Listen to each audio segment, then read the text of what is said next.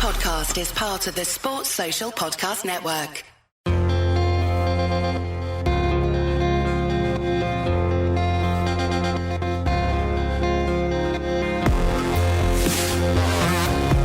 Welcome back to Humans of Speedway, and I'm looking forward to chatting to my guest in this episode, who I think is a bit of a fan favourite for British Speedway fans. Certainly those of the Edinburgh Monarchs or the Newcastle Diamonds or the Poole Pirates hold him in fine esteem. He's represented his country and he's celebrating his testimonial this year. Here comes Stevie Worrall! Oh my goodness, what a ride from Worrall! Battling with Patrick Dudek! Great Speedway here, Heat 16! We'll hear the story about how watching Speedway and hearing it described through Nigel Pearson and Kelvin Tatum led Stevie to the Speedway track from the motocross track. And we'll also hear about his testimonial meeting soon as well, which is taking place at the end of March at Poole Stadium. And at the end, Stevie's going to build his dream Speedway meeting as well. There's lots to get through, some epic meetings that he's been a part of, and I know you're going to enjoy listening to what Stevie's got to say. So it gives me a very great pleasure to welcome along to Humans of Speedway the Poole Pirates captain in 2023, also racing with the Wolverhampton Wolves as well in the Premiership. Welcome to Humans of Speedway then, Steve Worrall. And Stevie, well, you take over now as captain of the Poole Pirates, back-to-back League and Cup doubles, and looking to make that a hat-trick in 2023. You're now in charge of the side, and so it falls on you to retain these titles. Thanks for reminding me. No, it's being a captain isn't a new role. You know, I've been captain before in quite a few different teams that I've been part of.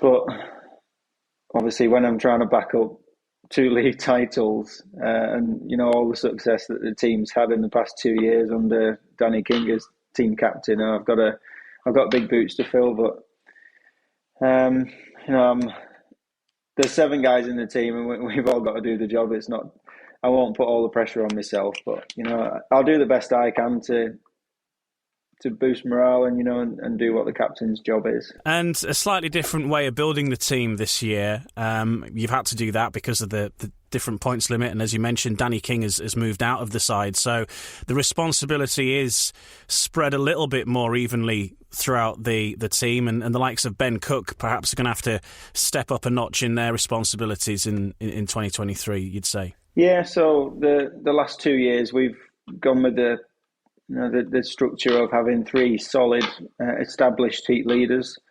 You know, you could almost argue that based off Ben's form at the end of last season, that Ben is now he rode like an established heat leader. He was going out there and he was doing the job in his heats, but he was also backing it up in heat 15s. You know, he had quite a few heat 15s towards the end of the year and still went out there and, you know, and did the business whole man away. So you could argue that he now has moved up into that role as the 3rd heat leader, although he isn't the established name, you know, like we had for the last 2 seasons. But, you know, hopefully Ben can step into that role, and I'm guessing he's going to go at number 3. So he's got to step into that role, you know, and score the points and be the engine room of the team, like what we had last year, and then pressure's on me and Richard then to do our jobs as the heat leaders, which I'm sure you'll do based on you know previous seasons. I mean, certainly Richard Lawson was always pretty much guaranteed a first or a second. I think it was very rare he finished worse than that, and possibly the 2 most experienced reserves in British Speedway with Adam Roynan and Kyle Newman. So whilst a lot of sides maybe will go for youth at the reserve berth, playing the averages, Poole have managed to get 2 very experienced hands there in the side. Yeah, which is, you know, it's unusual for teams. Usually you always end up with, I mean, you look at the setup of the team last year. We had, you know, Nathan, who's a young rider. We had Nathan down at reserve, and also Zach. You know, Zach's new to British Speedway. It was only his 2nd year in the Championship League. So we've always had, or for the last 2 years, we've had that youth at reserve, but luckily it's played into our hands. Whereas this year, like I say, it's a new approach with some experience, and I feel like Kyle and Adam being at reserve, if that's how it lines up. The experience that they have and the confidence that they should have riding in that reserve position, hopefully that will snowball on, and if they keep scoring the points that they know that they're capable of doing, and we know that they're capable of doing, that should then progress, build up confidence. If they move up into the team, someone else moves down into it, they can build up confidence, and it's a team which can hopefully just keep building up and up. So I think that's the idea behind it. Obviously, everyone stays injury free, and that's the battle. What is the magic sauce at Poole? What is the ingredient that brings the success, though? Because I think it's about 15 years now since Poole last failed to qualify for the playoffs, regardless of which league they're in. Midlow has won 12 league titles now, let alone the other trophies that Poole have won along the way. So, what is the secret for the success at Poole? I think just when you win so much and you've won so much, it becomes like you're expected to do it every year. And because of that, as riders, you go to that club and you're expected to win. So not that we don't turn it on all the time, but you get what I mean? Like you realise how important it is. You've got a reputation to uphold for yourself and for the club, and I feel like as a Pirates rider, it's not easy to get into the team to start with. That Matt and Dan and Midlow as team manager, they don't really just pick anyone. There's a lot of thought that goes into building the team, and and a lot of research into the riders. So I feel like it's not an easy task to get into the team and become part of it. So when you do, you've got to pull your socks up type thing and make sure you're doing your job. And then obviously with that comes wins. And we know really what to expect from the Poole Pirates, as I say, regardless of what league they're in, that they're going to be there or thereabouts. You also ride in the Premiership for Wolves, another side who are synonymous with success and didn't quite work out in the last year, but again, another side that are going to be there or thereabouts. Peter Adams, a very smart operator. Tell us about riding for Wolves then in 2023. You're back for another season. They always stick with a fair amount of consistency. The big change this year, Rory Schlein coming back into the side. So rolling back the years in many ways for Wolves. Yeah, so obviously Rory retired and just decided that sitting on the beach with his feet up isn't for him. So here he comes. He's back, and over the last few seasons, he was a really big part of Wolverhampton Speedway. Obviously it's great to have him back, and I think that when the opportunity come, and he spoke with Pete and Pete Adams and Chris Van Straten, that they had to wangle it to try and get him back in, and I do feel like from working with Rory in, I think it was 2021, from what he brings to it at Poole, that was what he brings to a team. If he isn't team captain, he's almost like you've got a second one. And I feel like at Wolverhampton last year, that Pete and Chris, they're very loyal. They like to build up the relationship with the riders. At the end of the day, that's how you get the best out of them. If the rider's happy and he feels comfortable and he's in a good environment, you'll get the best out of him. And I feel like that's the route that Chris and Pete go down at. And obviously, in the past, it has favoured them. Wolverhampton have been a very successful club. And, last year, I just feel like we was lacking that little bit of, sometimes when the going got tough, I don't know, we just struggled to really flip it on its head and fire back. Because we had some fantastic performances as a team. We went and beat Belle Vue twice, who are the champion. Oh, maybe more times. I think it might have been 3 or 4 times. And I know they beat us the last time that we went to Belle Vue. But we beat them fair and square a good few times, and they went on to win the league. So the proof was there that the team was good enough to do the job. It's just when the going got tough, we we kind of struggled a bit, and I believe that's where a character like Rory Slane in the pits, he can help flip things around and let everyone push on. So it's a good move. I'm over the moon with the decision that they made, because my last year with Rory at Poole was fantastic. We managed to win the league and just had real good fun. So I'm looking forward to getting back there.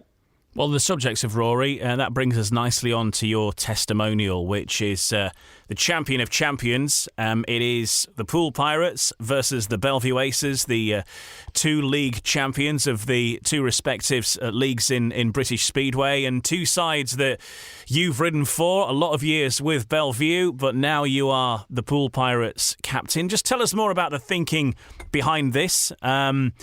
I guess those are the main reasons in many ways, but it's a fixture that has been missing off the calendar for quite a while since Poole changed leagues, and two sort of iconic sides of British Speedway going up against each other as well.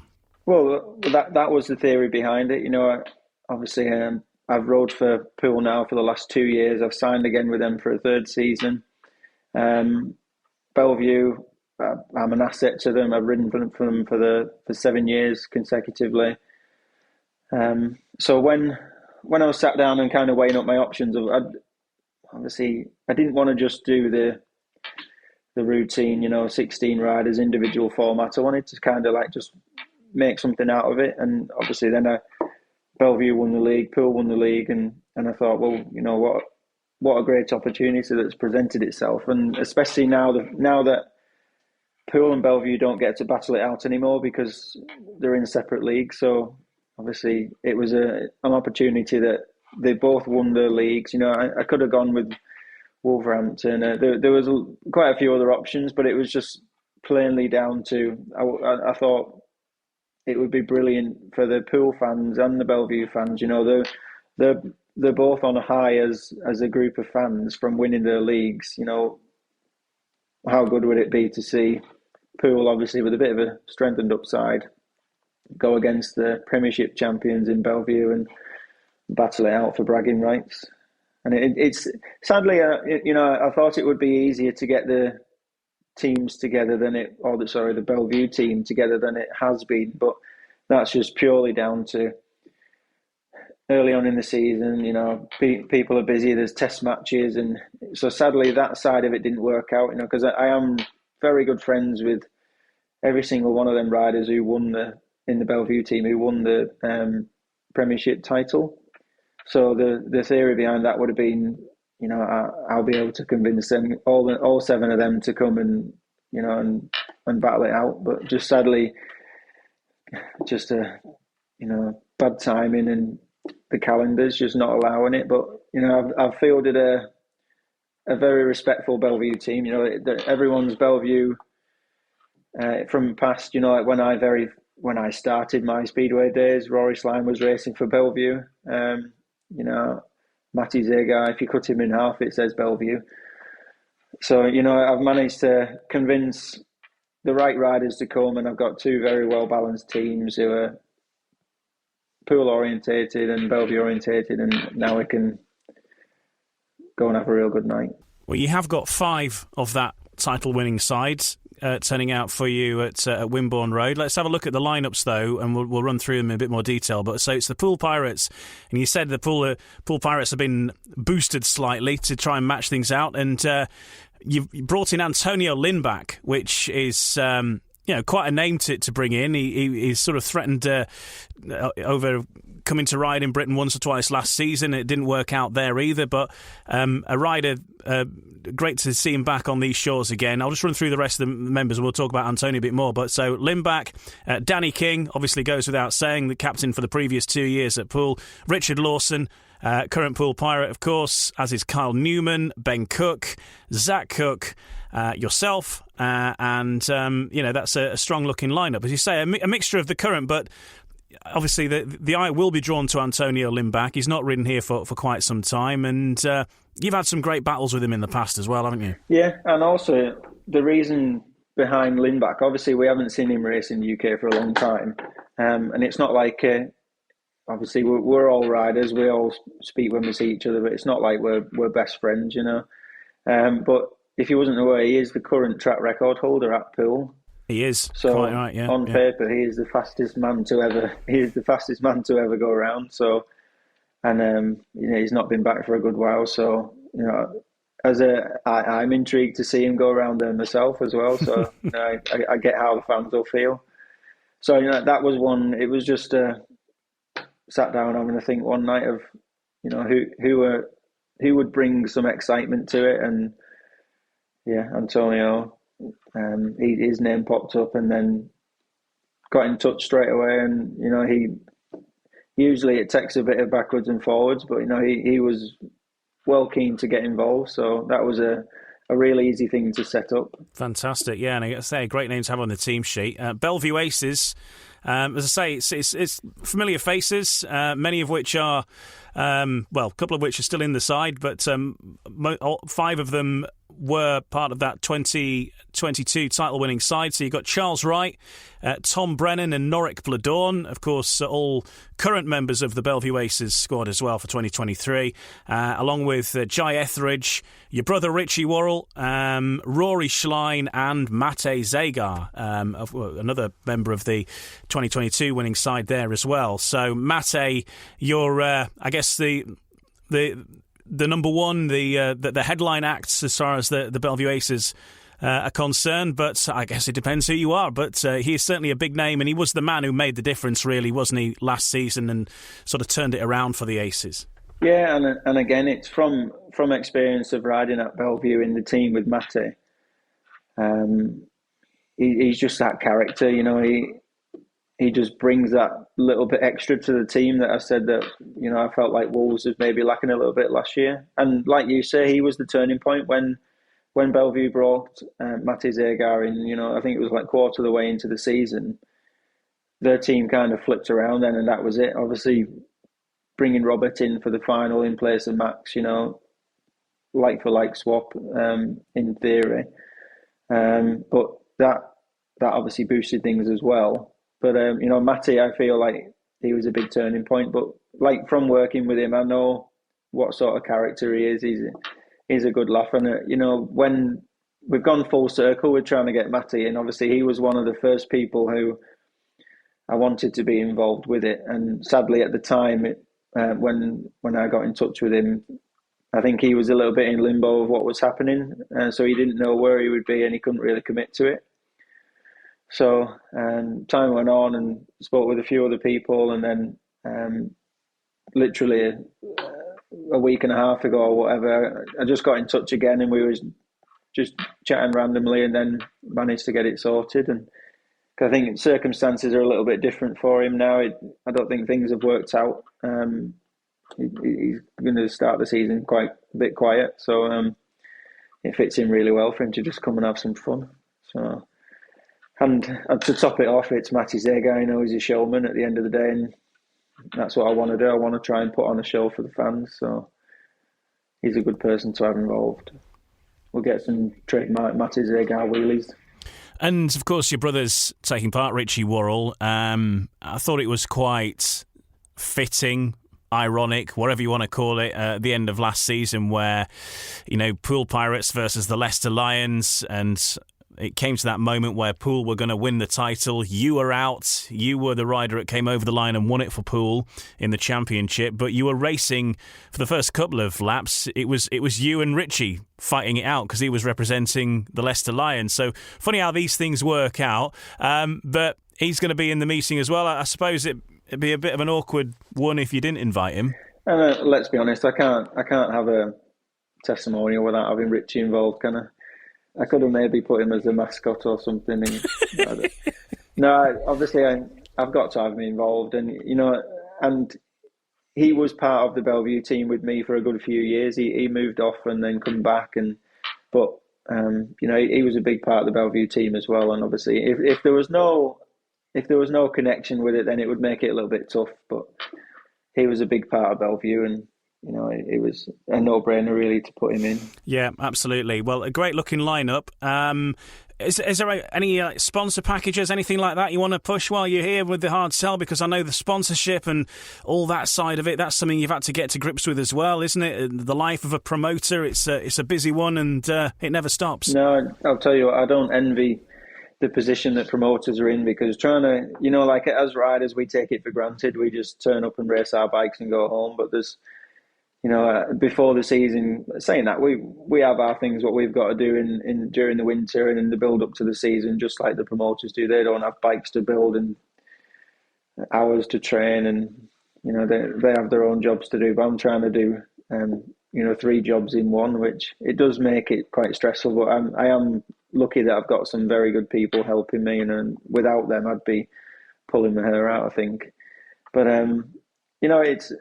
The sponsorship is a big side of it, and again, I'm really lucky that I've built up some really good relationships with some brilliant people involved with Speedway who have, they're more than happy to get on board and be part of my testimonial. So for sponsorship, I've managed to cover quite a lot of my costs because completely oblivious when you're riding to the fact of how much it actually costs to put on a Speedway meeting.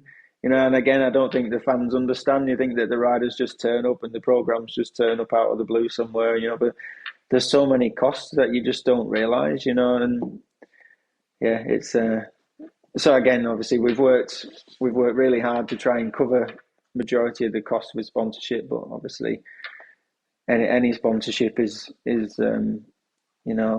greatly appreciated, and there is still quite a few packages available. We're offering all of the heats out for sponsorship, and you'll get different perks and things like that. So I think majority of them are available.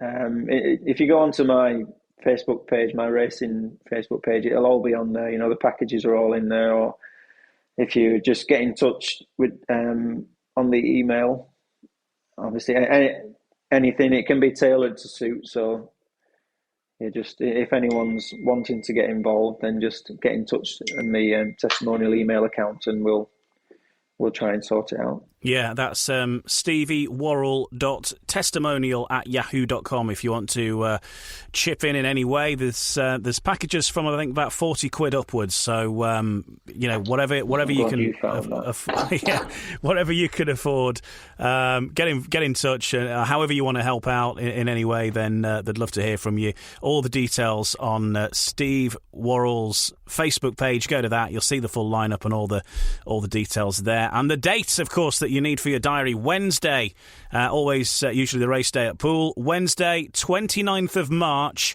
at Wimborne Road. It's the Champion of Champions. I mean, you're I don't know, do you have split loyalties, Steve? Are you backing Poole because that's the side you're in? I mean, where does your heart lie? It's tough, and that's why I wanted to make the teams as even as possible, because obviously I don't want to just say, right, let's make a Poole team really strong, or let's make a Belle Vue team really strong. I genuinely want to just play it out and see what happens. I guess with me racing for the Poole team, obviously I'm slightly sided with them, but because I feel like it would be quite strange if I rode for the Belle Vue team at Poole. But the other side of it is, it's a good warm-up meeting for a lot of the Poole riders, because we've got majority of them are the 2023 Pirates team, so it's nice. It's a nice little warm-up and get into the groove type thing before the league meetings start in the later weeks. So we want to kick off the season with a win, really. So I guess I am sided to the Pirates a little bit. But like I said, I've built the teams to be, as even as possible. So who knows? At the end of last season, BSN did Ride of the Year, and these were all sort of Ride of the Month contenders, and people voted for the Ride of the Year. And Charles Wright in the Championship League Riders final, which was at Poole, was voted as Ride of the Year. So we certainly know he can ride around there. I think he went from like third or fourth to first in that heat. So he likes getting out deep in the dirt. So he's definitely one to watch. That's it. They have got like Richie. He loves it round Poole. He's ridden with the Pirates when he was in the Premiership for a good few years. Zerga, when I've been to Poole with Matty and Belle Vue in years gone by, Matty was exceptional around Poole. It just suits his style so well. Tom Brennan, I think they might find it a little bit tough at reserve because whenever I've seen Jai come in the past, I don't know, it tends to take a bit of getting going type thing around Poole from what I've noticed. And then Norwick, there's a question mark on Norwick. We know how great he is, but he's never seen Poole before. So again, he might take a couple of heats to just get the feel, and that's where the Pirates need to make sure they take full advantage and try and take a bit of a lead in them early heats. Okay, certainly one not to miss. If you're in the area, you can make it down there, whether you're a Poole fan or a Belle Vue fan. The Poole Pirates versus the Belle Vue Aces, Wednesday, 29th of March, Poole Stadium, Wimborne Road. Get yourself down there for the Champion of Champions, the Premiership title holders versus the Championship title holders. But when it's Poole and Belle Vue, two of the biggest names in British Speedway going head-to-head for the first time in a long time. First time since 2019. Who's going to win? Find out by being there. Next part of Humans of Speedway, we're going to learn a little more about Steve Worrall and how he went from being a motocrosser to being a title-winning Speedway rider. All in the next part of Humans of Speedway.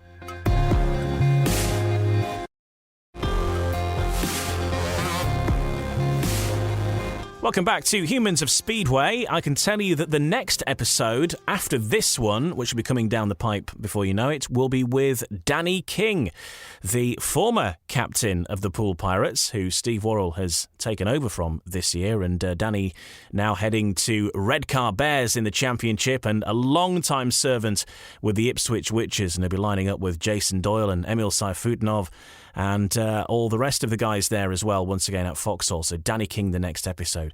Right now, to you, Stevie, back to you. Tell us about how Speedway came your way, though, because unlike many riders, Speedway wasn't really part of your family as such. It was, you didn't have other family members involved in the sport particularly. You were involved in motocross, but how did motocross lead you to Speedway? We started from, since we could walk, we was on little quad bikes, PW50s, and it progressed up to, the 125s.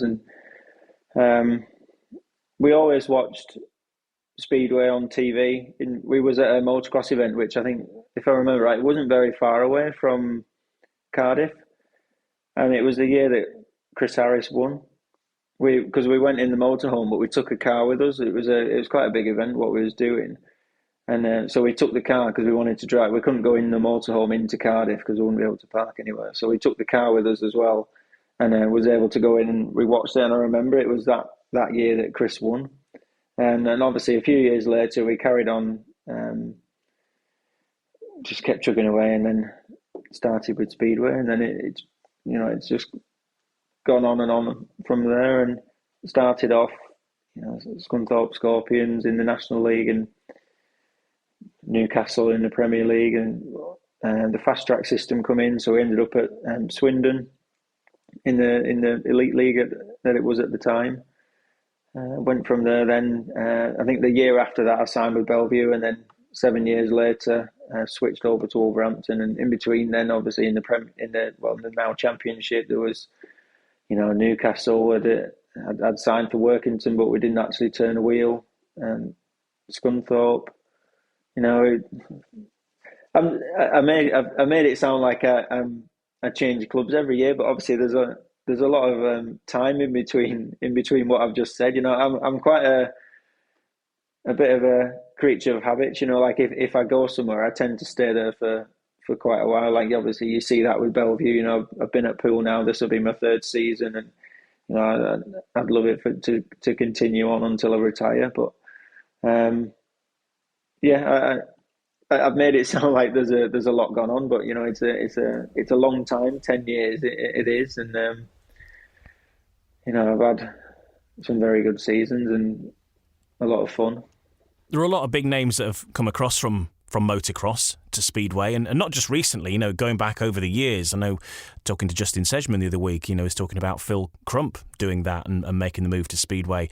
Leon Flint's done it, Craig Cook, Dan Bewley, yourself and your brother, of course. So what is it about motocross that really lends itself to Speedway and allows it to be such a sort of a straightforward transition? Well, as a motocrosser, I feel like riding a motocross bike, it's probably you have the most advanced set of skills on to transfer them to any form of motorcycle. Road racers, they don't like sliding, so a road racer trying to get on a speedway bike, it's not going to happen because they don't want to slide. They want full grip. There's so many different. As a motocross rider, there's so much throttle control, balance. So I feel like when we switched over, and that's why I feel like there are so many successful motocross riders who transfer to speedway and become very successful. There's a lot of them that done it, and you'll see it in winter when a lot of the guys like putting videos on the top speedway lads put videos on of themselves out on motocross bikes, and you can see the skill that they have. They're very good. So it was quite an easy switch. But when I first started, I did one of them ride and slide days at Scunthorpe. I think it was on the mini track and one of their little bikes, and really enjoyed that. And then we realised that Buxton did. I think was it Les Collins. We ended up at Buxton one day riding on Les Collins's bike because back then we had no bike, we had no clue. Somehow managed to front flip it going into one of the corners. I don't know how, but yeah. And then that was it. Then we was kind of hooked on it, and went and bought a bike.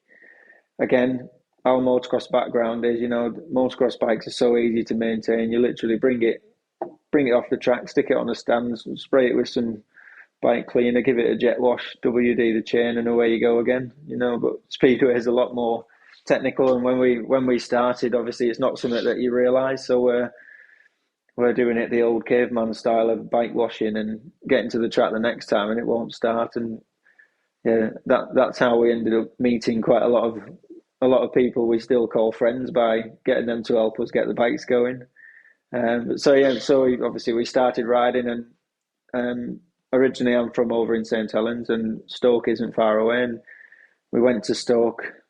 We'd go there every Monday. I think they would always do their meetings on the weekend, and then we would go every Monday. And he did like a track day thing every Monday, Dave, and we'd turn up and he'd spend all day laughing at us, because we was learning, but we was triers. And I think I started originally, and I think I had like a year and a bit at it, and then Richie stepped in, but I learned the hard way. Because how I feel Speedway is, and it was more so back then, people just didn't want to come over and help as much as you would think. And because of them experiences that we had, when I think back now, I learned all the wrong ways, really. Motocross background, I didn't see these blokes riding around with a steel shoe on, and I'm thinking, what's he got that on for? And I'm just going round in my motocross boots with no steel shoe on and doing it all the hard way and learning it wrong, basically. But no one come over to say, look, that's wrong, And I feel like now that's why, because of them experiences, if I try and help everyone as much as I can. And then going back to that anyway, I've learned everything the wrong way. So once we've realised Richie's jumped on and, he's been pointed in the right direction. Everything he does is right. Right, go on, you. So he had it playing easy and plain sailing then. And it was just, from there, every Monday we'd be there. Back then you could go to do second halves, and it seems like second half's just a thing of the past now. You never, after a meeting, you never see guys, going out afterwards. We was all over the country. We'd be Sheffield. We'd be everywhere, you know, doing second halves every Monday. We'd do Stoke in the daytime, load up and go to Belle Vue and do a second half at Belle Vue on the night and watch their Elite League meeting. We'd be all over the place, and you just, whether that's something that British Speedway needs to encourage to bring back the second halves, you know, and get the guys out there. It's something that we need, you know. Things like that helped us progress to where we are now, basically. Yeah, there's a good point, if anyone's listening. You never know. You never know. Let's talk about Newcastle. Earlier on in this podcast series, much earlier on, like I'm going back to 2020 now, I spoke to Roy Clark. Now, Roy Clark, many people will know as being centre green announcer at Redcar these days. But going back then, you know, he's done pretty much everything there is to do at Newcastle. He's a bit of a Newcastle legend, is Roy. He's probably listening to this as well now. So hi, Roy. But I know that he, friend of the stars, helped many riders out, but he helped yourself and your brother out when you were at Newcastle, didn't you? So tell us about making that move to Newcastle and working with Roy and learning from him. Yeah, so Roy, our first dealings with Roy, he was Kenny Larson's mechanic, and I think that was the year that me and Richie arrived at Newcastle, or maybe we arrived the year after.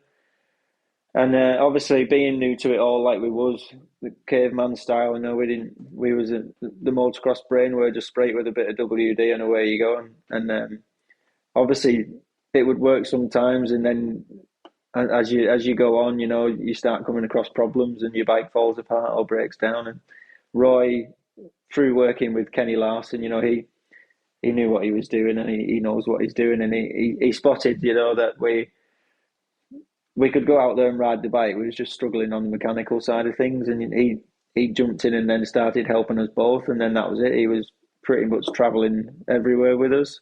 Obviously, as we was representing the Newcastle Diamonds at the time anyway.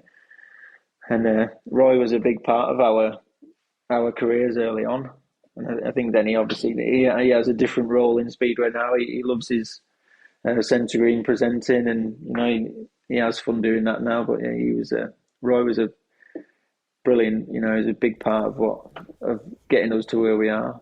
Yeah, and he's helped, as you say, so many riders, and you know, just absolutely an encyclopedia of Speedway, certainly in the Northeast. And you know, riders would come over, like certainly the Swedes or the Danes, Kenny Larson, Kenneth Bier, or whoever would come over and stay over with Roy, and you know, he'd help them out at the track, but they'd sort of maybe look at DVDs of tracks where they're going to be heading next. So it'd help them out that way. And I think there was a few cheeky drinks had as well, and some great stories in there. There's one story he tells, I think, was it Kenny Larson's dad, where Roy goes up to the bedroom and discovers Kenny Larson's dad in bed with a Hoover or something like that. It's got to listen to it yourself anyway, but yeah, it sounded like a good place to be. Yeah, he's had Kenneth. Yeah, he's had them all. I've spent many a night in the teddy bear room, it's called. It's his spare room that's all decorated with, well, it was at the time decorated with teddy bears, and that was the wallpaper, so it was called the teddy bear room. But yeah, many a night in the teddy bear room. Yeah, the life of a Speedway rider. But Newcastle, a club that you both enjoyed success with, and even sort of in more recent times, going back there, guesting, a couple of years ago when they were still going, and obviously showed your liking for that track. And the very last meeting that they had at Newcastle, Richie was riding because it was against Leicester, and Leicester, through largely through Richie, because he got a max that day, destroyed Newcastle on the track. But again, he was just saying what a track it was that he loved racing. It's one of those tracks that, probably because you are motocrossers and maybe used to turning the bike maybe a little bit more sharply, I don't know, it was a very technical track, and there was no middle ground with Newcastle. It was a love it or hate it sort of place, wasn't it? Yeah, I go back to thinking of our early days at Stoke. Stoke was it was like Newcastle, but just Stoke slightly bigger, I would say. And the amount of laps that we've done around Stoke, it's crazy. And, maybe that's why we like Newcastle so much. And it's not, but I think it's not only that, it was the vibe from the club, we'd turn up and I enjoyed going there every Sunday. Like, I thoroughly enjoyed it. The people who we would meet there, my family would come every Sunday without fail, and, love seeing all the friends, even down to last year when any guest booking I could take, I was there because we just love it, the lead up to the meeting, the travelling home, brilliant. And it's sad that things ended the way they did because it's a club that deserved a better, final season and a better closure than what it had. And, you still hold on to hope thinking that, maybe one day it will open again, obviously bring in a new owner, a bit of fresh blood, and it might sharpen things up. And then you see slowly the things start being sold off and going. And then you realise that, there's a good chance that this place isn't going to open again. And it's sad because obviously me and Richie, we spent a lot of time there. I've had some real good seasons. There was a team, I think it was in 2017, we had like myself, Robert Lambert, Ludwig Lindgren, Ashley Morris. So it was just a real good team. It's one of the best seasons in terms of, well, results wise, and also from just an enjoyment point, like from an enjoyment factor. We just had so much fun, and that was just the vibe that Newcastle brought. So it's really sad that things ended the way they did, and I still hold on to hope really that it might come back one day, and I might be able to return. But I think it's definitely made things difficult the way it ended, and everything's slowly been dwindled away and sold off. And for someone to go in there now and kickstart that back up, it would cost a lot of money. Yeah. However, the flame is being kept alive, isn't it? Because there's a Newcastle select side going to Redcar for the Tyne Tees Trophy, 24th of March at Redcar for that. And you're involved in that, aren't you?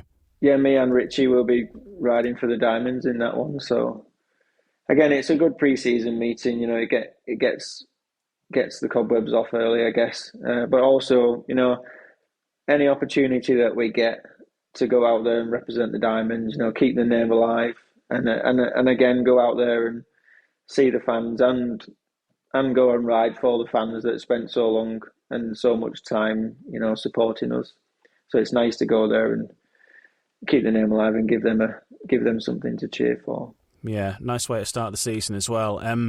You were also part of the Edinburgh Monarchs side that won the treble, historic Edinburgh Monarchs side. You've got your name on the Hall of Fame sign as you walk into Armadale there, and that was not a bad looking side as well when you consider the riders in there. Max Frick was part of the lineup then when that must have been early doors when he first came over here, was it? But also Sedgy. Yeah, I think that was one of his first seasons in the UK. That team now would be a very competitive Premiership team. It would. It is a Premiership team as you look down the lineup. Yeah, Craig Cook, Justin Sedgman, Max Frick, Steve Worrall, Sam Masters.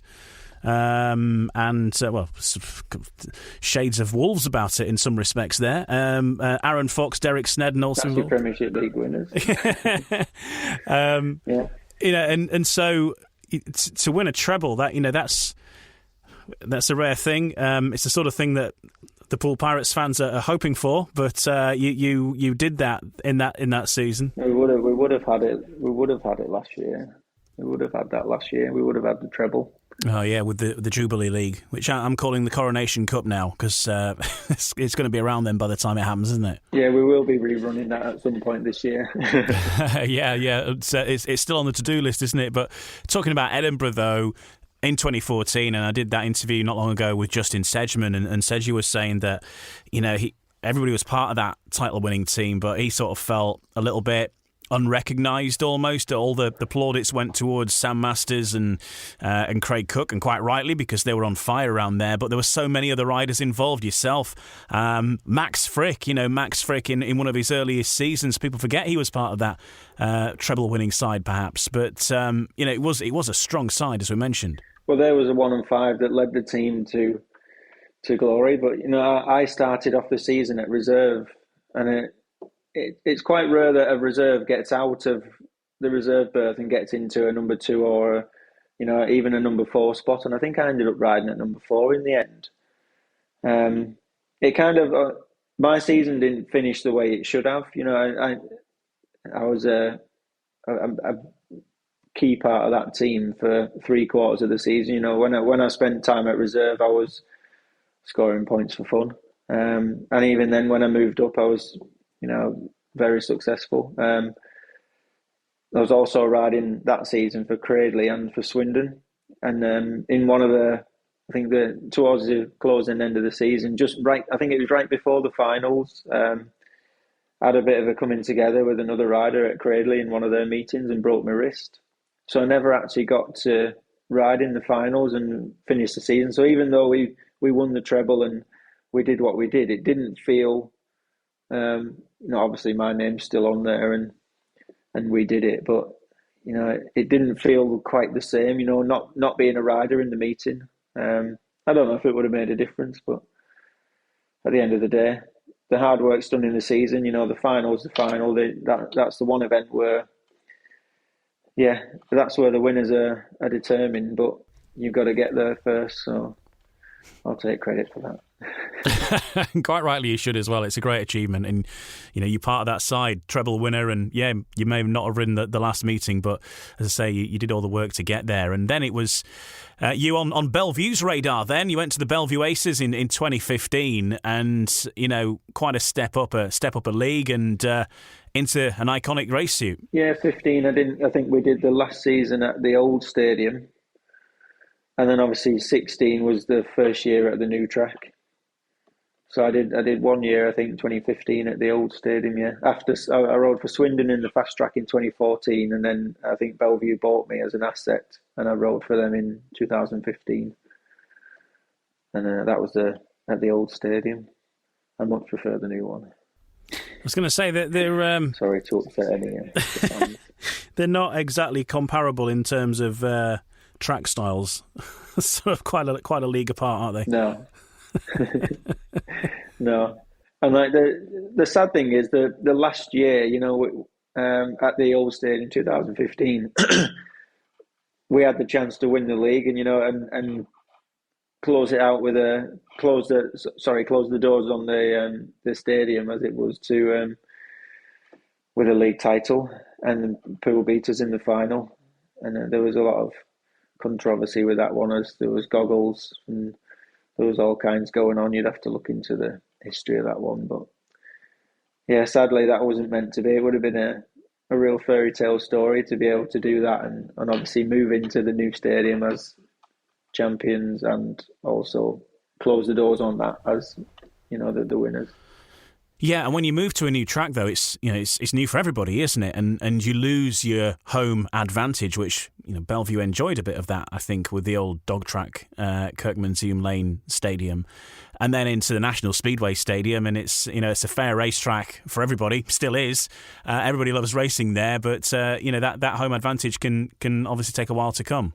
Yeah, so the old track was similar to Newcastle in a way, whereas I feel like the earlier days in Newcastle, there's certain away riders would turn up and they're kind of already beat before they get on track, because they don't like the shape or they're not that great on that sort of track. Whereas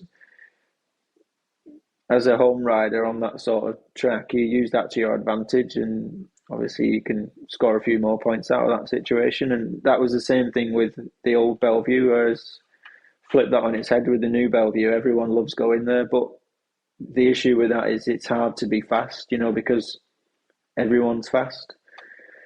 You can be riding your socks off and go from first to last, and you didn't really do anything wrong. It was just that you maybe rode the wrong line for one lap and you lost that little bit of speed, and that was it.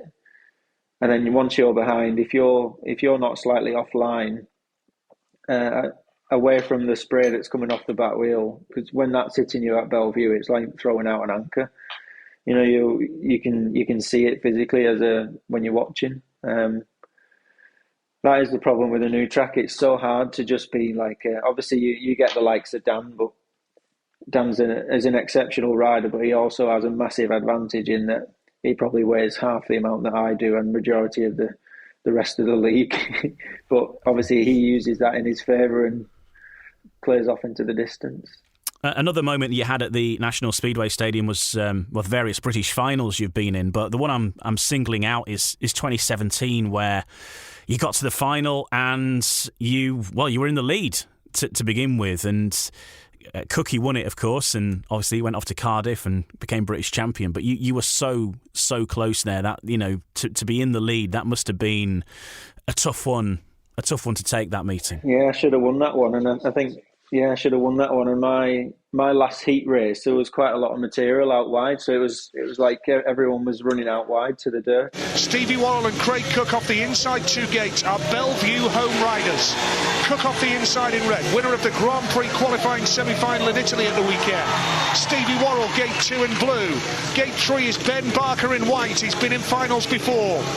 Rory Schlein in his first ever British Championship. He goes off the outside in yellow. And I think my last heat race was the first one of the last block. So there was 4 races and then the semi-final. So there'd been 5 races until my next heat, and then obviously made the gate, went to chase the dirt like I did in the previous race, and it was all gone. It's the grand final of the British Championship. Green lights on, and Barker's made a good start from 3, but Stevie Worrall's there in blue. Cook hasn't made the start. It's a battle of the Belle Vue boys. Down the back straight. Oh, Cook had to slide the bike to avoid hitting Steve Worrall. Here comes Ben Barker. Barker wide in the dirt, but it's Stevie Worrall who has the lead. Here comes Cook. Craig Cook in lap 2. Now he's got the lead. Is this going to be finally the moment that Craig Cook secures the British title? Worrall supreme away from the start. Where on earth is Barker going? Rocky's going twice the distance of every other rider. Cook out in front, now beginning to stamp his authority on the race. Yeah, inexperience on my part, you know, not keeping my eye on what's going on, and, you know, being a bit excited about the moment, I guess. But we learn from it. Obviously, I'll keep that. That's one of my goals every season, is that as any Brit is, I guess, any top Brit anyway, they want to be British champions. So I know how to get around Belle Vue, and it's just about putting it all together on the night. You know, hopefully one day I'll get there. There's an incredible amount of luck involved as well, though, isn't there? You can make best plans and make a dream start, but there's all sorts of luck, good and bad, come along in Speedway that can win you stuff but can cost you stuff, and it comes down to having that luck on the night as well, doesn't it? Yeah, so there's a reason why when you watch the Grand Prix and they do the qualifying, and obviously they all want to finish as the fastest. They all want to get an early pick, because the gate pick is, you know, it can be such an advantage. Obviously, it can flip on its head if things go, you know, unexpected, and you get a bit of rain or something, and it turns out that gate 1's not very good and gate 4's brilliant, or whatever, you know. It all depends on that, and you might turn up that night and your gate draws give you 2 gate 1s, but then gate 2 looks like there's turnips growing on it, and it, you know, and it's just pure grip, and that's it. You're screwed, you know. I think my gate pick for the British final last year was 2 gate 3s, and I had them in the last 2 heats. So when the pressure's on and you've got to go out there and do the business in your last race, and you're off the worst gate, it just makes life really hard for you if you didn't take advantage of everything that you had in the earlier heats.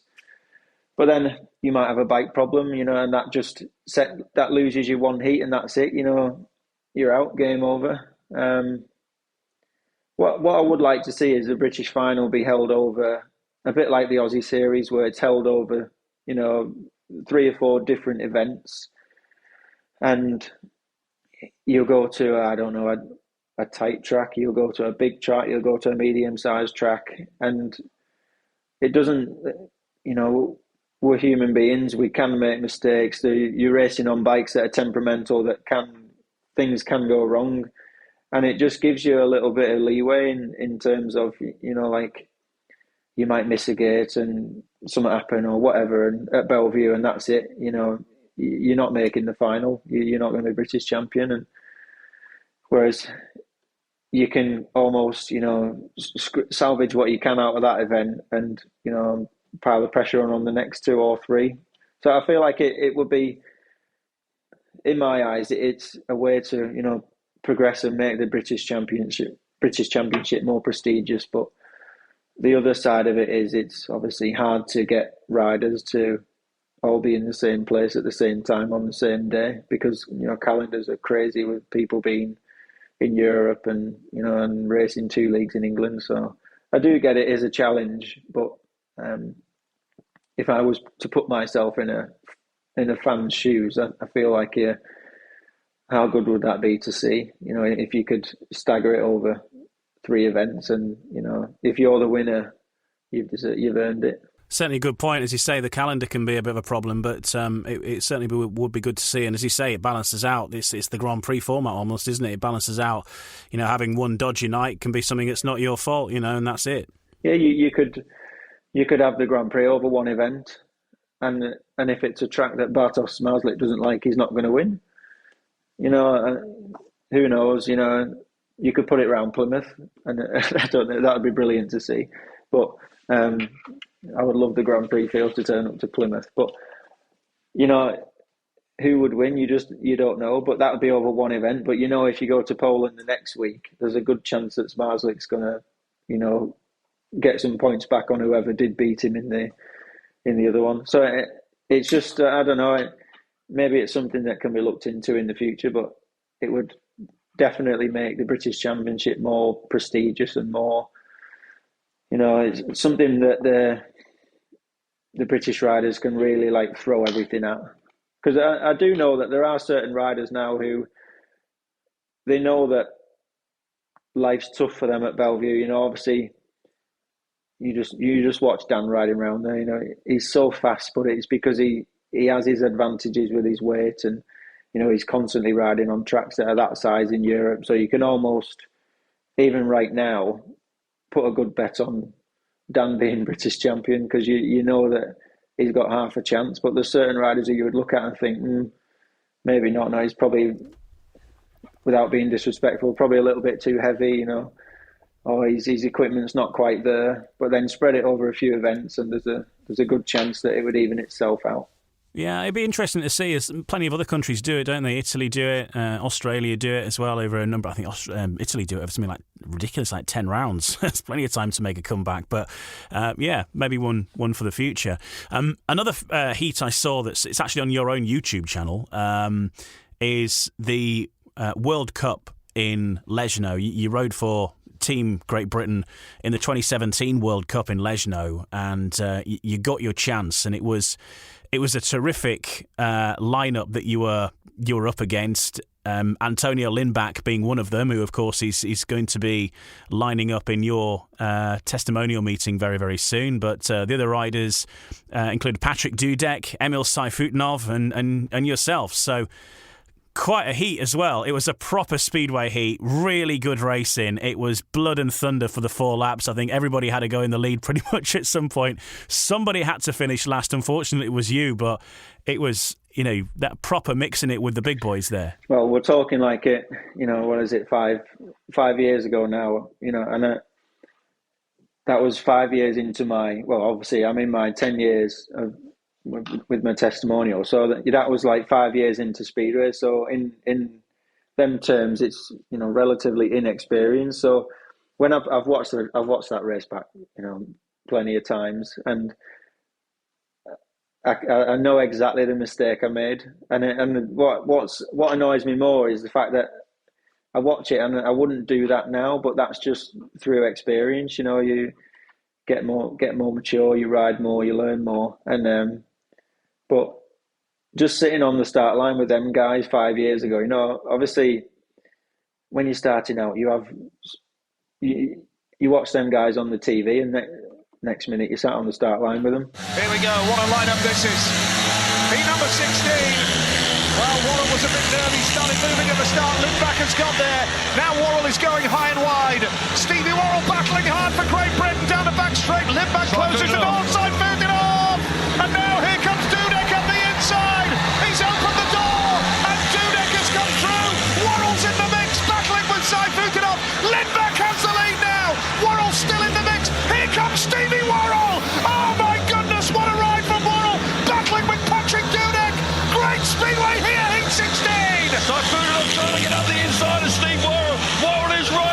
race here on the inside. Worrall battling for his life here. This is fantastic stuff from Steve Worrall. Siphon up there on the outside. Antonio Linden. Oh my goodness! Four abreast as they go into the last lap. Siphon up on the outside. Antonio Lindback remarkably is still in front. Turns 3 and 4. The lead here is with Lindback. Down to the line they go. Lindback just holds on. Second place was Dudek. Third was Emil Seifutin off for Russia. And Stevie Worrall didn't deserve last place there. Somebody had to come last. It ended up being Stevie Worrall. But Stevie Worrall, Great Britain salutes you for a fantastic race there. All 4 riders, take your hat off to them. That was pure entertainment. At this point in my career, I'd sit on the start line with them and I wouldn't be so, what's the word, like starstruck type thing. It'd be, well, I've got a chance here of having a go with these, so let's give it some. Whereas, back then it's a little bit different the way you look at it.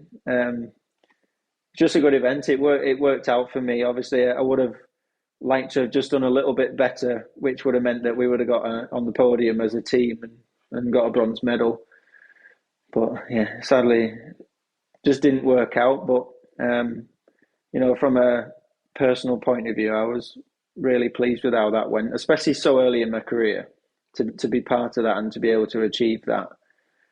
It would have been nice to finish it with a medal, but we've got that opportunity again this year. Obviously straight after that, the next year was the Speedway of Nations, then where it just went to 2, and obviously getting a crack at that when you've got the likes of Ty Wolfenden, Dan Bewley, Robert Lambert, and obviously if I was under 21, I might have a go, but I'm a bit too old for that now. Yeah, obviously we're back to which is the format that I much prefer. We're back to the 4-man team this year, and that's obviously just one rider out from each nation in the race, and they all go to battle. Because I just feel like the purse thing, you keep that to the league. You want to see 4 riders going at it, and that's how this format is, and I feel like that's the better way of doing it. Because in the old format, the PERS format, you can finish second and third and still win, which I feel like that's a bit, because where's the incentive to win? You want to see guys go in hell for leather to win the race, whereas they don't. So this 4-man format, in my eyes, is far better. It's more of a team as well. You've got 4 guys. You might have a couple of backup members who, if something was to happen, during the World Cup week, they can step in and fill the gaps. But you're more of a team then, in my eyes, and that's when I did it in 2017, it was brilliant, really well run. We just fell short, but we did have an opportunity as well. At that point, they did a thing called the World Games, which was in Wrocław, and it was almost like an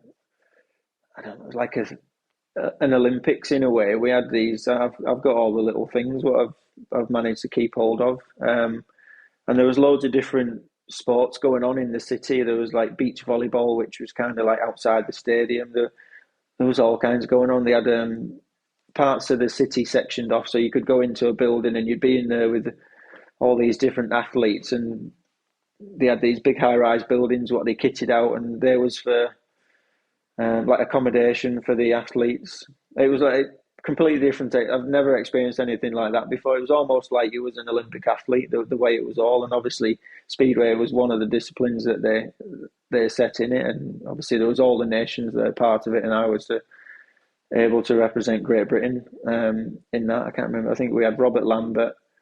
Danny King was part of the team as well. Who else? I think that was when Ty had stepped out of it. But what an experience that was. And again, Great Britain didn't do, great, but from a personal point of view, again, I was really pleased with my performance. I think I scored the most points for Great Britain in that event. I was pleased with that, and then going on from there, obviously kick-started me in Europe then to get a spot in Poland. next year I was fine, you know, signed a deal to ride over there. And obviously that was the year that I signed with Scunthorpe. I think it was one of the first or second meeting of the season. Bit of a collision with another guy, ended up in the fence and broke my leg. And that was it then. So it's took me a good few years to get back to where I am now, physically and I guess mentally. Yeah, and that is a big thing that probably fans, or anybody who's not the rider themselves, you know, probably doesn't appreciate that you can't just necessarily get back on a bike. The bone might be healed up, but it takes you some time to get used to that. And I know that I spoke to Eric Riss at the BSM press day, and obviously he's come back from quite a bad injury, and for him, you know, pulling some crazy moves and doing some fairly dangerous moves in his first meeting back, which was spectacular. But it was like, what is he doing coming back from a broken leg? And for him, that was how he got back. You know, he needed to do something extreme to sort of make him feel safer almost. And, you know, it can take a long time for riders to get back to their best after a big one. Well, it does, you know, like as much as I'd love to be able to just flick the switch and once you come back from injury, flick that switch and away you go. But it doesn't really work like that. You know, there's so many people who, you know, they'll say that they've got mental or they have mental health issues. And obviously that's come from somewhere. Something has caused it. And it's underestimated how important your brain is, you know, and how important it is for your mind to be, you know, fully focused on the job. You know, we have 1 minute when we're on track, you know, and you think that what you can do in a minute's not much. You know, if you were sat at home and you think, oh, I'm just going to hoover up quick or whatever, you can't do it in a minute. There's not much you can do in 1 minute. And we've got to do 4 laps and try and, if you make a bad start, you've got to try and get from last to first. You know, there's so much going on and you've got to be so sharp, and if you've got anything just niggling, you know, or whatever, you're not going to dive for that move, or you're not going to, you know, you might think about it a lap too late, and that's what happens a lot of the time. Whereas, you know, if you're full of confidence and, you know, you've never had an injury, you've not got nothing to block that thought, you go, oh, sod it, let's go. And you know, it's nice to be able to think like that, and it, you know, it's slowly. I guess you slowly get back there, but you don't think, sod it, let's go. It's more calculated. And I think that's also as you start to get older as well, you know, you have responsibilities, you've grown up basically. I wish I could have a 18-year-old's mind and get out there and give it full gas. You know, put my brain in the toolbox type thing, but as you get older, you start to change a little. And looking ahead to 2023 though now, and you've had back-to-back league and cup titles with Poole, and you know, on the whole it's all gone pretty well for you. When you look ahead to the opportunities of this year ahead, the Speedway World Cup is back. We've had the Speedway of Nations for a few times, but the Speedway World Cup opens up possibilities for more riders. And yes, you could probably name at least 3 who are going to go, but you know, that's not necessarily the case, though, is it? We don't know what's going to happen. Those riders may not be able to go because of, heaven forbid, something does happen. And I suppose you've got to put yourself in the shop window for Simon Stead and Ollie Allen have to make some alternative choices. Well, if you're realistic about the situation, it's a 4-man team, and 3 of them have already picked themselves, haven't they? So when you look at it, there's 1 spot available. You know, there's a very good list of riders who could fill that spot.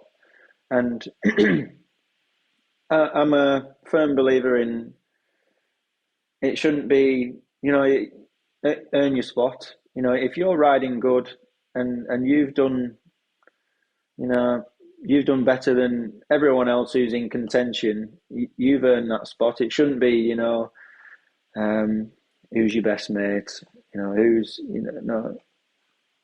It goes on and on, but earn your spot in my eyes, and you know, and I'd like to think that if come to the time of the World Cup, you know, if I'm riding exceptionally well, you know, I'm really happy with everything, you know, I'm riding aggressive wave, I'll earn my spot and I'll be in there, and I'd like to think the same for everyone else. You know, if someone else is in that same position, they've earned their spot, you go and take it and do the job. Because at the end of the day, we're all British. We all want Great Britain to win. So the best rider has to be in it. It shouldn't be based off who's your best mate, who's done the most training, who's, go out there, ride your socks off and earn your spot. And, that'll be my intentions. Obviously, we all turn up to the track to do our best, and, I'll certainly be trying mine. I've got a team out in Poland, which makes life a lot easier for international meetings now. So, obviously, the last time I was out there and I had equipment out there was 2018, and it's took me that long now to get back there. Just because I feel like if you're going to go there, you've got to do it right. Because you go over there and have one bad meeting, they'll just, they'll wave you goodbye, and then you've got all your equipment out there, thousands of pounds worth of equipment, just, sat in Poland on its holiday. So I feel like the time again is right. I'm coming off the back of 2 good seasons. I've built up some good equipment. I've got some good people helping me as well. So I've set the ball rolling over there, which, like I said, makes life a lot easier to be involved in these international meetings now, because it's not so much I've not got no equipment there, so you've got to drive. And whereas now it's a phone call to the mechanic, book a flight, and away I go. So everything's in place anyway. Everything's in place. So obviously, it's down to me. I've got to ride. I've got to score the points and and ride well and earn my spot. Steve Worrall, my guest on this episode of Humans of Speedway. Of course, he is putting together his own meeting, and in real life at the moment, his testimonial on the 29th of March. But let's hear how his dream Speedway would look. We'll talk more about that with Stevie Worrall in the next part of Humans of Speedway.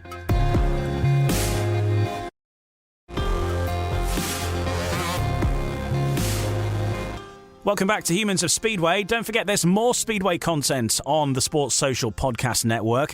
The official British Speedway podcast, No Breaks, No Fear, will be returning imminently and will be out every single week through the British Speedway season. So for all the reaction and exclusive interviews, make sure you search that out. If you've not listened to it before, well, it's been going for 2 years now. So do join us for that. And usually it's going to be out every Wednesday, I think, through the course of the season, starting the week of the 20th, so very, very soon indeed, 20th of March, so look out for that. Right now, let's get back to Stevie Worrall, because he's our guest, and we're going to talk to him about his dream Speedway meeting now. He's got pretty handy at putting his Speedway meeting together, because he's making his testimonial happen in Poole. But Stevie, without any of the hassles of paying for stuff or getting riders to appear for you, it's all guaranteed. They will all turn up in this one. Let's start by talking about your dream Speedway track. If you're going to pick one track purely for the racing, which would it be? You can't look far past Belle Vue, can you? From saying that, I haven't rode Workington yet, but that looks brilliant. So I might just throw in a chance card, and we'll take Workington's track and put it inside Roslav Stadium. I'll go with that. That's what we're doing. Yeah, well, I think Dan Bewley would be fairly well at home there. But they've done a tremendous job, haven't they? And it'd be interesting to see how it goes when the track opens. I think every rider wants to go and have a go there. We've not got long to wait, really, until it opens for real. But they've done such a good job and built it to FIM standards as well. I know there's more work still to be done, even in the months and years ahead, perhaps. But having it to those FIM standards is something they're doing with an eye on bigger prizes further down the line. Well, that's it. You hit the nail on the head. It's FIM standard. It's one of it will be, again, I think probably alongside Belle Vue, one of the safest tracks in the country to race. And at the end of the day, as a rider, that's what we want. We want to race, but be able to go race the next day and the day after that. So, you look at that track and you look at the amount of effort that's gone into, building the track, building the fence, how much room you have in the corners. It's brilliant. You can go and race there, and there can be 4 guys coming into a corner all side by side, and you've got more than enough room. You can't say the same thing for quite a lot of the tracks in England. But every track again is unique. Speedway was a different sport, I guess, when these tracks was designed years and years and years ago. I think that every year it's like Formula One. You watch it and the track record gets broken every year, whereas our bikes are just, the engines are getting more developed. Everything's just getting faster and faster and faster, and it's almost like we need more room. And you look at these new tracks, and the racing that they allow, like the Belle Vues, the Wroclaw's, these big massive tracks that you can really let the bikes go, but you've got all the room in the world to be able to move around, and that creates good racing. So you know what, Steve Lawson, obviously, I've rode quite a few tracks that Steve's prepared, and they've all been like bowling greens, and they create so much. As a rider, they just give you so much. They give you that little bit of confidence sometimes that you're lacking. You jump on that track and you know that, they've done their job, you do yours. Every time I see a picture, I just want to try and send them a message, see if I can go up for a practice. Or I'm sure that they've had plenty of other riders asking the same thing. But it'd be nice to get an open meeting there in the season or something. Invite some of the top championship riders down, maybe some Premiership riders, and do an open meeting. And it's pretty cool because no one's got any knowledge of it. Everyone would turn up there they'd look through the little books of setups, and there's nothing written down. So it would be really nice to go there and, clean slate, blank page, and everyone go and figure it out. It would be pretty cool. I'm sure I read online somewhere Steve Lawson saying that they did have permission for one open meeting at some point in the season, and somebody put the idea forward that it should be like as many riders as possible who have ridden for Workington in the past. Now, you signed for Workington, you didn't actually get to ride, but you should therefore surely qualify if that was the case. Yeah, hopefully I'll be putting a protest in if not. No, that would be pretty cool. All right, so Workington's track in Wroclaw Stadium as a circuit. That sounds good. Right, you're 1 to 7 then, your dream team. There might be one or two of these already named in your testimonial lineup, but let's see where we go. Am I including myself in this team? You can if you wish. It's I guess I've got to. I think so. Why not? Unless I'm going to become a promoter, but I'm not ready for that. All right, so you're in. Yeah, so I'll put myself in. I'm going to go with Matty Zagar as well. I think Matty's just brilliant, and he'll bring that to the that little bit of fire to the team. So we've got 2. We'll go. Well, if it's going to be that shape track, we've got to put Bewley in because we know how fast he'll be. Yes. So we'll go 3. I've got to put my good mate Danny King. We'll put Danny in. Obviously, we need a familiar face in the team. Go 4. Do you include Richie? No, he can be mascot. Well, I'll put Emil Saifutinov in. He'll be quick. We know we can put him and Dan at 1 and 5. Well, if there's no budget, we'll put Laguta in. So we'll put Artem Laguta in, and I'll go with Greg Hancock because he's got the most experience that anyone's going to bring to a team. So I'll stick Greg at number 7. I'd like to see Greg riding Workington. That would be good. It might be able to. It might be organised because I think him and Dan are very, very good friends. Yeah. Well, this is it. It might be something that's already in the pipeline. But he could be an honorary Comet for the night. Who would be refereeing your meeting? Do you have a sort of a referee that you find the meetings run smoother with? So I get on, I feel like I get on really well with Craig Ackroyd. So when we have our testimonials, we can request a referee as well. So I've asked Craig if he would do mine. So I think that's the plan. And Craig is an FIM referee as well, so he'll be fit to do my international meeting at Wroclaw. He certainly will. I think he's been doing some ice speedway in the through the course of the winter. He does all sorts of stuff, doesn't he? But the ice speedway, that's for the proper. You think speedway's dangerous? Wait till he puts spikes in the tyres. They are for guys who leave the brains in the toolbox. Yeah, that's A grade nutter speedway, is that? Right, if you're going to either bring a rule in or change a rule of speedway for your meeting, what would you do to sort of make it either better for yourself or the fans? I would like to see it, like the meeting from the start, be a little bit more exciting. So rather than the toss of a coin, which is a little bit Stone Age. Obviously, this year we're moving we're taking a big step forward this year in that we're having transponders. So there isn't some guy who sneezes in the ref's box and the timer stops and we've got a new track record. It's there in black and white on the screen that the transponders cross the line and that's it. You've got the time, and we have these arguments quite a lot where you've crossed the line together, and if the TV isn't there, luckily when the TV's there, you can slow it down and zoom in and see what's what. But obviously, when the TV isn't there, the referee makes a decision. Sometimes it's right, sometimes it's wrong.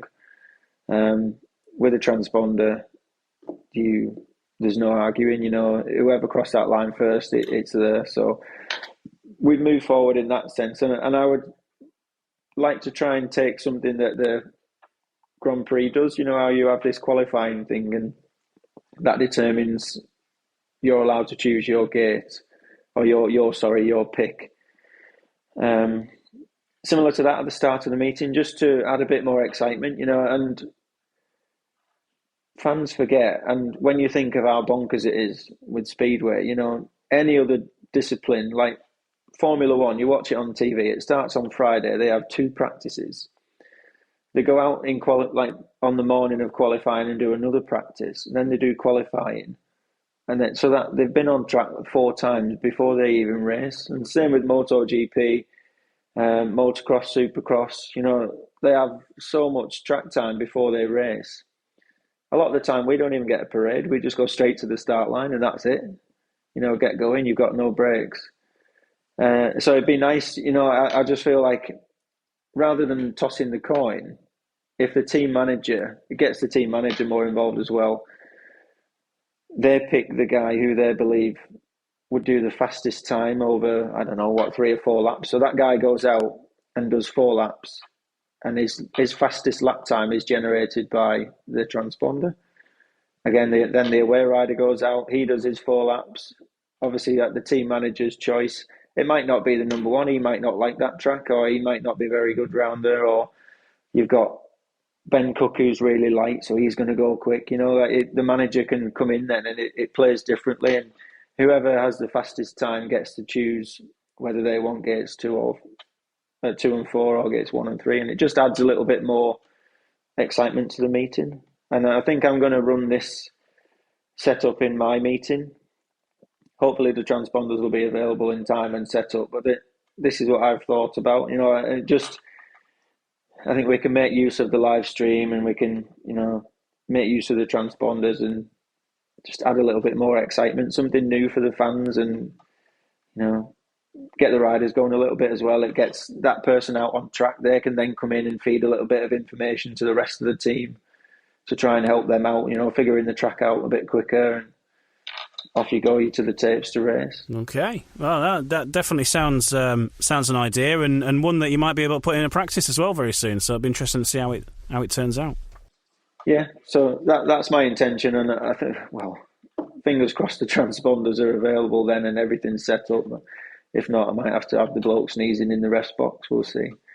Yeah, same difference. You could do that. Yeah. And finally, then, who would be like the opposition for your team? So this is like an actual team that has existed at some point, anytime in Speedway history. I don't know. It'd probably be one of the earlier Lesno teams when they was in their dominant period. When you had the likes of Lee Adams and then guys. I feel like that sort of team would really give my team a good run for its money. And obviously Lesno back then would have a big following, so they'd bring plenty of fans with them, and I could make plenty of cash. And that's ultimately the bottom line. Good stuff. Well, look, thanks a lot, Stevie. It sounds like a great virtual meeting, but also your actual meeting on the 29th of March. Get yourself down there, Wimborne Road in Poole, especially if you've not been for a while and you're a Belle Vue fan, and a great way to start the season for the Poole fans. We've all been waiting a while for some Speedway now, but great lineups, and find out all the info you need about that on Steve Worrall's Facebook page, Stephen Worrall Racing. Look that up, and everything you need to know is there. So hopefully you'll be able to make it down there on the 29th of March. Have a great season, Steve. It's been great chatting with you, and we'll see how it all pans out. But exciting weeks ahead. It is, yeah. We're nearly there now. Couple more weeks, and the whole season will just be absolutely flat out. And I guess by the sounds of your schedule as well, you'll be even busier than I will. So enjoy the rest, because it'll all soon be. Yeah, enjoy the rest, because it'll all soon kick off. Yeah, I know. I'm now back to having not looked at it for a while, looking back at weather forecasts and stuff like that again. And that's the other thing, isn't it, with Speedway? You look at the weather forecast many times. I'm not looking. Yeah. Probably best not. I'm not. If I don't look, I don't worry then, so I'm not looking. That's a good way to do it. In the morning. Good way to live. Steve, thanks very much. Cool. Thank you. I appreciate getting involved. Thank you. Steve Worrall, my guest on this episode of Humans of Speedway. Thanks for listening. If you'd like to see Steve in action, well, your first chance, there's many chances actually. He's riding in a few of the meetings early season, but you'll see him at his testimonial, of course, the 29th of March at Poole Stadium. Poole Pirates versus the Belle Vue Aces, and Stevie, of course, will be there for that. And he'll be at Poole Stadium quite a few Wednesdays through the course of the year, because he's lining up as captain of the Poole Pirates in the Championship. And in the Premiership, he'll be riding at Wolves, the Wolverhampton Wolves at Monmore Green. Now, in my next episode, we'll be speaking to the man that Steve Worrall has taken over the captaincy from at Poole, and that's Danny King, who's heading to Redcar in the Championship and with the Ipswich Witches in the Premiership. So talking to Danny King in the next episode. Check out some of the recent episodes, though, speaking with another Poole Pirate, Adam Roynan, recently, and also spoke with Justin Sedgman not so long ago, and Dave Rowe from Eurosport commentator. So check some of those out, and many, many more episodes at your leisure. Cycle through the whole series. There's plenty to go at, and we'll catch you soon on the next episode of Humans of Speedway.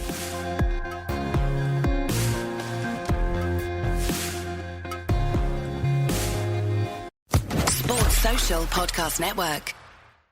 Looking for a fun way to win up to 25 times your money this basketball season? Test your skills on Prize Picks, the most exciting way to play daily fantasy sports. Just select 2 or more players, pick more or less on their projection for a wide variety of stats, and place your entry. It's as easy as that. If you have the skills, you can turn $10 into $250 with just a few taps. Easy gameplay, quick withdrawals, and injury insurance on your picks are what make Prize Picks the #1 daily fantasy sports app. Ready to test your skills? Join the Prize Picks community of more than 7 million players who have already signed up. Right now, Prize Picks will match your first deposit up to $100. Just visit prizepicks.com/get100 and use code GET100. That's code GET100 at prizepicks.com/get100 for a first deposit matchup to $100. Prize Picks, daily fantasy sports made easy.